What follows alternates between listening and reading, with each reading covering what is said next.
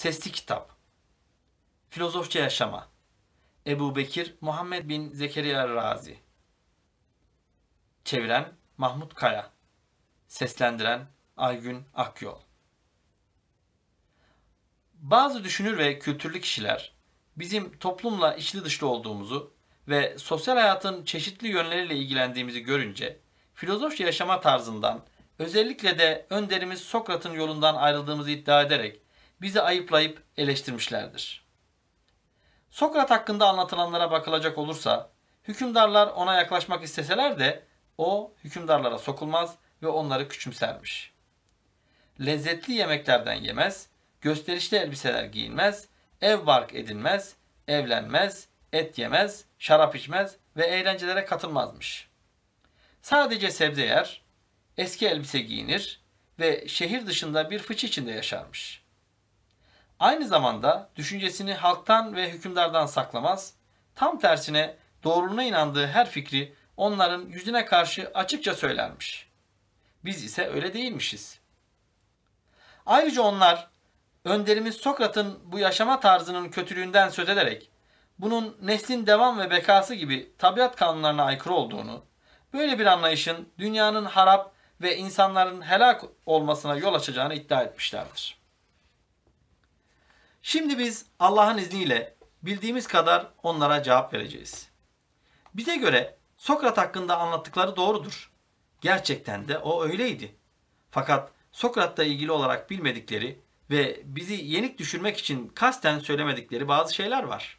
Çünkü Sokrat hakkında anlatılanlar başlangıcından itibaren hayatının uzunca bir bölümüyle ilgilidir.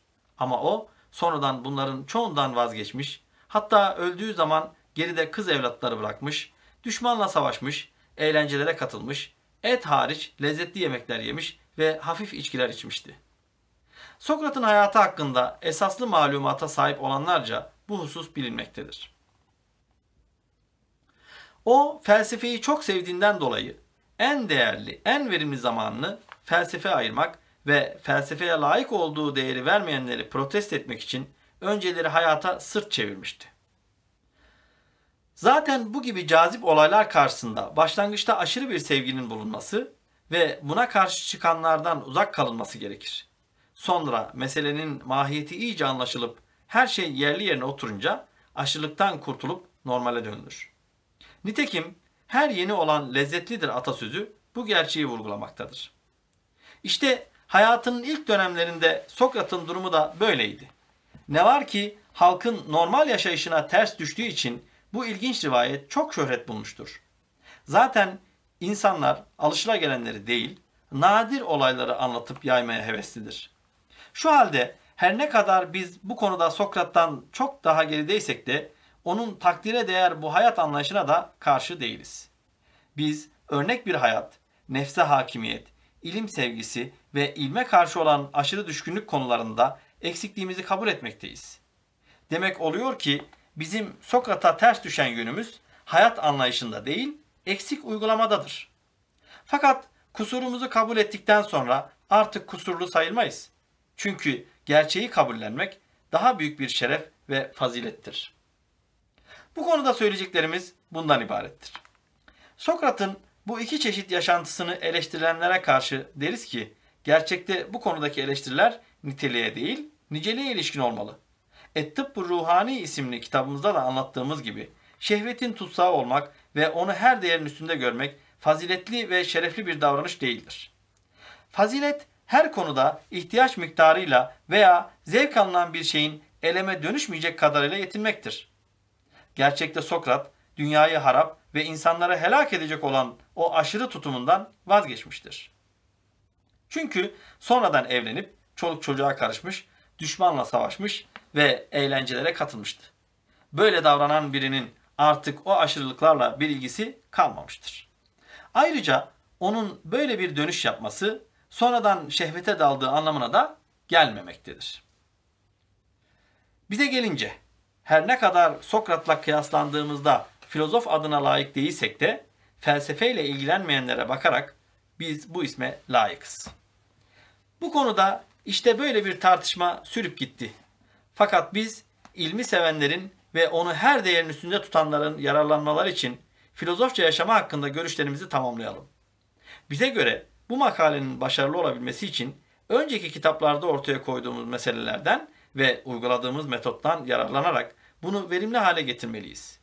Söz konusu kitaplardan bazıları şunlardır: El-İlmül İlahi, Et-Tıbbur Ruhani, geometrinin gereksiz yönleriyle uğraşan filozofları eleştirme hakkında, kimya sanatının değeri.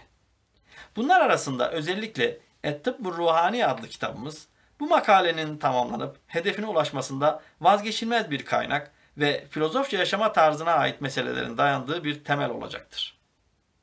O kitapta ele alınan meselelerden bazıları şunlardır: Ruhumuz bedenimizle beraberken yaşantımız nasılsa, ölümden sonraki durumumuz da buna bağlı olarak ya iyi ya da kötü olacaktır.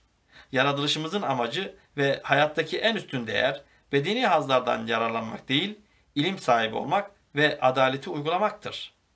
Bu dünyadan kurtulup ölüm ve elimin bulunmadığı bir aleme göçmek bu sayede kolaylaşacaktır. Tabiat ve nefsani arzular dünyevi hazları seçmemizi, akıl ise manevi ve üstün hazlara ulaşmak için bunlardan uzak durmamızı ister. Sevabını umup azabından çekindiğimiz Rabbimiz bizleri gözetip kolluyor, acı çekmemizi, zulüm görmemizi ve cahil kalmamızı değil, bilgili ve adil olmamızı istiyor. İşte bu Rab aramızdan acı çektirenlere ve acı çekmeye layık olanlara hak ettikleri cezayı verecektir. Nitelik ve nicelik olarak lezzete baskın gelecek bir eleme katlanmamız gerekir. Şan-ı yüce yaratıcı, çiftçilik, dokumacılık gibi alimin bekası ve hayatın devamı için zorunlu olan diğer sanatları geliştirme görevini bizlere vermiştir. İşte bu meseleler ortaya koyacağımız düşünceler için birer temel durumundadır. Bize göre dünyanın haz ve elemi ömrün sona ermesiyle son bulduğuna, ölümün olmadığı o alemdeki hazlar sürekli ve sonsuz olduğuna göre, sonsuz ve sürekli hazzı bırakıp sonlu ve geçici olanı tercih eden aldanmıştır. Madem ki bu bir gerçektir, öyleyse nefis alemine yükselmeyi engelleyen bedeni hazlar peşinde koşmak ve dünyevi nimetlerden aldığımız hazdan daha fazla bir eleme katlanmak bizlere yakışmaz. Bunun dışında kalan normal hazlardan nasibimizi almakta hiçbir sakınca yoktur. Ama buna rağmen filozof olan bir kişi nefsini eğitmek amacıyla bazen normal hazlardan birçoğunu terk edebilir. Et-Tıbbur Ruhani adlı kitapta da anlattığımız gibi bunu yapmayı görev bilen için bu oldukça kolay bir iştir. Eskilerin de söylediği gibi gerek psikolojik gerek fizyolojik olaylarda alışkanlık ikinci bir karakter halini alınca zorlar kolaylaşır ve ürküntü veren şeyler munis bir hale gelir. Gerçekten de alışkanlığın zor işleri kolaylaştırdığında şüphe yoktur. Nitekim bu sayede ulakların yola, askerin savaşa çok dayanıklı olduğunu görmekteyiz. Hazların ölçüsüyle ilgili olarak burada anlatılanlar her ne kadar çok kısa ve özet halindeyse de Et-Tıbbur Ruhani adlı kitapta da izah ettiğimiz gibi ayrıntılara inildiğinde bunun altında birçok meselenin yattığı görülür. Nitekim akıllı biri için hazlardan vazgeçme ve şehveti yenme pahasına katlandığı elemden daha baskın bir eleme yol açacak hazlara kendini kaptırmak yakışmaz şeklinde ortaya koyduğumuz ilke eğer doğru ve geçerli ise o böyle davranmak zorundadır. Bu temel ilkeye bağlı olarak diyelim ki Allah'ın hoşnut olmaması ve ahiretteki mutluluğumuzu engellemesi pahasına halkın malını çalıp çırparak bir ömür boyu bize bütün yeryüzüne sahip olma imkanı tanınsa yine de böyle bir şeyi yapamayız ve böyle bir hayatı tercih edemeyiz. Aynı şekilde düşünecek olursak 10 gün göz ağrısı çekme pahasına bir tabak yaş hurma yemek istemeyiz. Bu konuda biri önemli, diğeri basit olmak üzere verdiğimiz iki örnek arasında yer alacak birçok ayrıntılı olay vardır ki onlarda da durum aynıdır. Yani her olay kendinden büyük olana oranla küçük, küçüğe oranla büyük sayılır.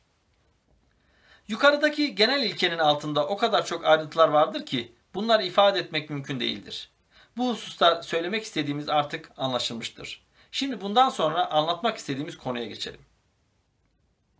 Biz diyoruz ki Rabbimizin bizi gözetip kolladığını ve bizlere karşı şefkatli davrandığını temel ilke olarak aldığımıza göre o başımıza bir kötülük gelmesini istemiyor demektir.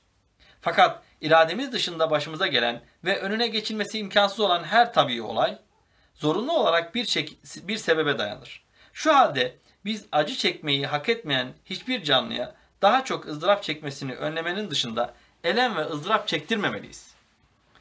Bu cümlenin altında da zulmün her çeşidini ifade eden birçok ayrıntı bulunmaktadır. Mesela hükümdarların hayvanları avlamaktan duydukları haz ve halkın hayvanları aşırı şekilde çalıştırmaları bu ayrıntılardandır. Bu konuda yapılacak her şey bir usule ve bir kanuna bağlanmalı, aklın ve adaletin gösterdiği ölçü aşılmamalıdır. Şu var ki daha büyük bir acıyı önlemek ümidiyle acı ve ızdırap çektirilebilir. Mesela cerrahın neşter kullanması, kangren olan uzvun dağlanması, hastaya acı ilaçlardan içirilmesi ve daha tehlikeli hastalığa yakalanır endişesiyle perhiz yaptırılması gibi. Hayvanlar normal bir şekilde çalıştırılır, mecbur kalınmadıkça zora koşulmazlar. Zaten akıl ve adalet anlayışı da bunu gerektirir. Mesela bir insanın düşmanından kaçıp kurtulması söz konusu ise atı çatlayıncaya kadar koşturmak adaletin bir gereğidir. Hele bu insan yararlı bir bilgin veya topluma faydası dokunan bir zengin ise. Çünkü böyle bir zenginin yaşaması çevresi için atın yaşamasından çok daha iyidir. Başka bir örnekte susuz bir çölde yolculuk yapan iki kişiden birinde sadece kendisine yetecek kadar su varsa bu durumda topluma en yararlı olan suyu kullanmalıdır. İşte bu ve benzeri olaylarda kural budur. Avlanma, öldürme ve kovalama fiili normal yaşayışını etoburlukla sürdüren aslan, kaplan, kurt ve benzeri hayvanlara, ayrıca yılan ve akrep gibi ıslahı mümkün olmayan ve kullanılmasına ihtiyaç bulunmayan zararlara uygulanmamalıdır. Bu gibi olaylarda kural budur. Bu hayvanların iki bakımdan telef edilmeleri gerekir. Birincisi, kendileri telef edilmedikleri zaman birçok hayvanı telef ederler. Bu etoburlar için genel bir kaidedir. İkincisi, insan nefsinden başka hiçbir hayvanın nefsi bedeninden ayrılıp kurtulamaz. Durum böyle olunca bu hayvanları öldürmek bir bakıma onların nefislerinin bedenlerinden kurtulmalarını kolaylaştırmak gibi bir şeydir. Etoburlarda bu iki nitelik bulunduğuna göre mümkün olduğu kadar bunlar öldürülmelidir. Çünkü bu gibi hayvanları öldürmekle hem diğer hayvanların ızdırabı azaltılmış hem de nefislerinin daha uygun bir bedene geçmesi sağlanmış olur. Yılan, akrep, eşek arısı benzerlerine gelince öteki canlılara zarar verdikleri ve diğer hayvanlar gibi insanların işine yaramadıkları için bunları öldürmekte hiçbir sakınca yoktur. Etinden, sütünden ve gücünden istifade edilen etoburları ise öldürmek şöyle dursun, tam tersine mümkün olduğu kadar onlara iyi davranılması ve özel besi alınmaları gerekir. Üremeleri de ihtiyaca göre planlanmalı ve çok kesime yol açacaksa üremeleri engellenmelidir. Eğer insan nefsinden başka bedenden kurtulan nefis bulunsaydı, hayvan kesimine akıl asla cevaz vermezdi. Yine de bu filozoflar arasında tartışmalı bir konudur. Bazıları et yenilmesini savunurken Sokrat gibi bazıları da buna karşı çıkmıştır. Aklın ve adaletin hükmüne göre bir insanın başkasına acı ve ızdırap vermeye hakkı yoktur. Dolayısıyla kendi nefsine de acı vermeye hakkı yoktur. Bu cümle akla aykırı düşen birçok olayı kapsamına almaktadır. Mesela Hintlilerin Allah'a yakın olma arzusuyla cesetlerini yakmaları, çiviler üzerinde yatmaları, Maneheistlerin cinsi ilişkiden uzak kalmak için kendilerini iyiliş ettirmeleri, aç susuz kalmaları ve su yerine idrar içerek kendilerini kirletmeleri tamamen akla aykırıdır. Hristiyanların dünyadan ele tek çekerek manastıra kapanmaları, birçok Müslümanın mescitlere kapanarak çalışmayı terk edip az ve basit yiyeceklerle yetinmeleri, kaba ve rahatsız edici elbiseler giyinmeleri, aralarında derece farkı olmakla beraber yine bu konu kapsamındadır. Bütün bunlar insanların kendine reva gördükleri zulüm ve işkencedir. Ki bundan daha büyük bir işkence düşünülemez. Hayatının ilk dönemlerinde Sokrat da böyle yaşardı. Fakat daha önce anlattığımız gibi o ömrünün sonuna doğru bundan vazgeçmiştir. Yaşama tarzı ile ilgili olarak insanlar arasında gerçekten pek çok zıtlıklar ve farklı anlayışlar mevcuttur. Bir örnek olmak üzere bizim bu konuda uzlaştırıcı bir yaklaşımda bulunmamız gerekiyor. İnsanların yaşayışları birbirinden farklıdır. Kimi zengin, kimi fakirdir. Kimisi de kendini kadın, alkol ve makam sevgisi gibi bazı şehvi hazlara fazlasıyla kaptırmıştır. Bu demektir ki şehvi duygu ve istekleri yenmeye çalışırken çekilen acı ve sıkıntılardan farklı oluşu, insanların sosyal ve psikolojik yapılarının farklı oluşundan kaynaklanmaktadır. Nitekim halk çocuklarının tahammül gösterdiği kaba ve basit giyecek ve yiyeceklere, hükümdar çocuklarının refah içinde doğup büyümelerinin nazik vücutları ve midelerinin tahammül göstermemeleri normaldir. Şayet katlanmak zorunda kalırlarsa bundan büyük acı duyarlar. Tıpkı bunun gibi herhangi bir hazzın tiryakisi olanlar da bu alışkanlıklarından vazgeçilmek istendiğinde bundan büyük bir ızdırap duyarlar. Hatta tiryaki olmayanlara nispetle o şeye karşı bağlılıklarını kat be kat artar. İşte aralarındaki bu yapı farklılığı dikkate alınarak insanları yükümlülükle eşit saymak mümkün değildir. Mesela felsefe yapan bir hükümdar çocuğundan halk çocuklarının yaşadığı hayata katlanması istenmez. Eğer mecbur bırakılırsa da bu hayata intibakı yavaş yavaş sağlanmalıdır. Hazlara karşı duyulan arzuyu tatmin ederken bu konuda aşılmaması gereken en üst sınır zulme, can almaya ve Allah'ın gazabına yol açacak her şeyden aklın ve adalet anlayışının gerekli görmediği her türlü aşırı davranıştan sakınmaktır. Bunun dışında kalan her şey insanlar için mübahtır. Hazlara duyulan arzuyu tatminin en alt sınırına gelince insan kendisine zararı dokunmayacak ve hastalığa yol açmayacak kadar yemelidir. Açlığını gidermenin ötesinde zevk ve lezzet almak amacıyla yememelidir. Cildini incitmemek şartıyla vücudunun dayanabildiği kadar basit giyinmeli, kendisini aşırı sıcak ve soğuktan koruyacak barınakta oturmalı, süslü, göz alıcı ve kıymetli konaklarda yaşamamalıdır. Ama geniş mali imkanlara sahip olan biri, zulüm ve haksızlık yapmamak, aşırı kazanç hırsıyla kendini yormamak şartıyla gösterişli bir hayat yaşayabilir. Böylesine bir hayat için fakir aile çocukları ve sefalet içinde doğup büyüyenler daha çok tercih edilir. Çünkü bu hayata uyum sağlamak Eflatun'dan ziyade Sokrat'a kolay geldiği için böylelerine de kolay gelir. Bu ikisi arası bir hayat normal hayattır. Böyle bir yaşam tarzını benimseyen kimse bundan dolayı felsefi yaşayışın dışına çıkmış sayılmaz. Tam tersine o bu isme layıktır. Şu var ki ideal hayat en üst seviyede değil, en aşağı seviyedeki hayat tarzında aranmalıdır. Yüksek ruhlu kimseler refah içinde olsalar da kendilerini yavaş yavaş en aşağı hayat standardına yaşamaya alıştırırlar. Fakat bunun da altını inerek Hintlilerin, Manişeistlerin, rahip ve sufilerin yaşadığı hayat gibi yaşamak felsefi yaşayışın dışına çıkmaktır. Bu da normal yaşayıştan ayrılmak, yok yere Allah'a öfkelendirmek ve filozofluktan kovulmayı hak etmek demektir. Aynı durum en yüksek hayat seviyesi aşağısında aşıldığında da söz konusudur. Aklı veren, üzüntü ve tasamızı gideren Allah'tan kendisinin hoşnut olacağı ve bizi kendisine yakın kılacak yola iletmesini niyaz ederiz. Özet olarak demek istiyorum ki, madem ki şanı yüce yaratıcı bilgisizliğe düşürmeyen alim, zulmetmeyen adildir, onun ilmi, adaleti ve rahmeti mutlaktır. Ve madem ki o bizim yaratanımız ve sahibimiz, biz de onun kulları ve köleleriyiz, efendilerin en çok sevdiği köle de efendisinin izinden gidendir. Öyleyse şanı yüce Allah'a en yakın olan kul, en bilgin, en adil, en merhametli ve en şefkatli olanıdır. İşte bütün filozofların felsefe insanın gücü yettiği ölçüde Allah'a benzemesidir sözüyle anlatmak istedikleri budur. Kısaca filozofça yaşamak da işte budur. Bu konuda daha geniş bilgi Et-Tıbbı Ruhani adlı kitapta mevcuttur. Biz ruhun kötü ahlaktan nasıl arınıp kurtulacağını, bir felsefecinin ne ölçüde mal mülk edinip ne kadarını dağıtacağını ve devlet hiyerarşisine ne gibi görevlere talip olacağını orada anlattık. Bu konuda söylemek istediğimizi anlatmış bulunuyoruz. Şimdi de bizi eleştirilenlere karşı bazı açıklamalarda bulunalım. Hemen hatırlatalım ki Allah'ın yardımıyla bugüne kadar biz filozof adına yaraşmayacak hiçbir davranışta bulunmadık. Çünkü ilim ve amel gibi felsefenin her iki alanında da eksiği bulunmak, yani bir filozof için bilinmesi gerekeni bilmemek veya yapılması gerekeni yapmamak filozofluktan azledilmeyi hak etmek demektir. Hamdolsun Allah'a, onun lütuf ve irşadıyla biz bu gibi hususlardan uzağız. Mesela bilgi konusunu ele alın.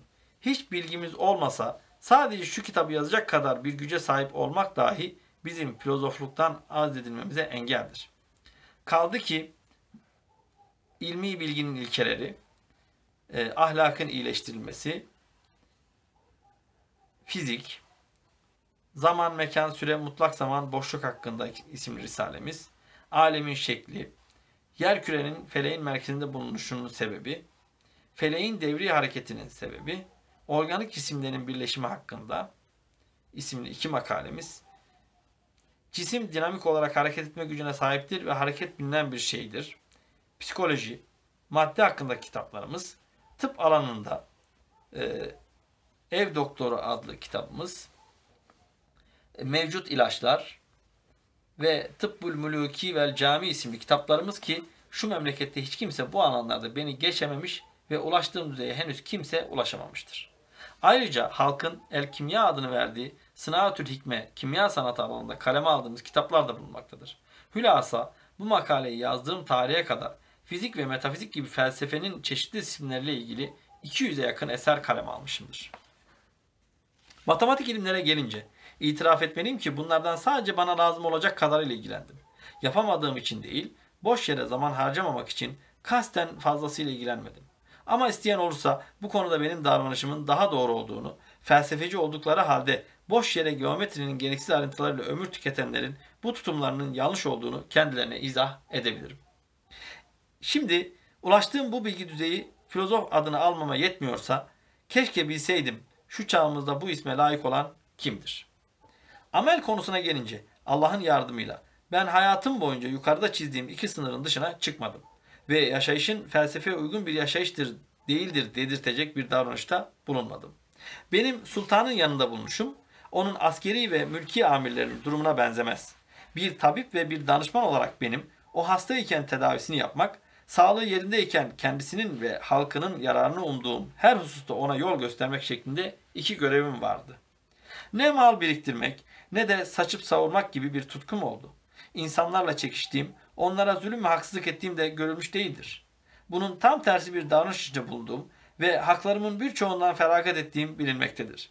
Yeme içme ve eğlence hayatıma gelince bu hususta açırlığa kaçmadığımı beni tanıyanlar çok iyi bilir. Giyecek, binek, hizmetçi ve cariye gibi konularda da aşırılıktan uzak yaşadığımı herkes görmektedir. Beni tanıyanlar bilirler ki ilme karşı olan sevgim, tutkum ve bu uğurdaki çalışmalarım gençliğimden bugüne kadar aralıksız devam etmektedir. Hatta okumadığım bir kitap, karşılaşmadığım bir ilim adamı bulunursa, büyük bir zararı uğramam söz konusu olsa dahi her şeyi bir kenara bırakıp o kitabı okumadan ve o alimi tanımadan edemem. Bu alandaki sabırlı çalışmalarım neticesinde bir yıl zarfında teaviz hattıyla müsvedde olarak 20.000 varaktan fazla yazı yazdım.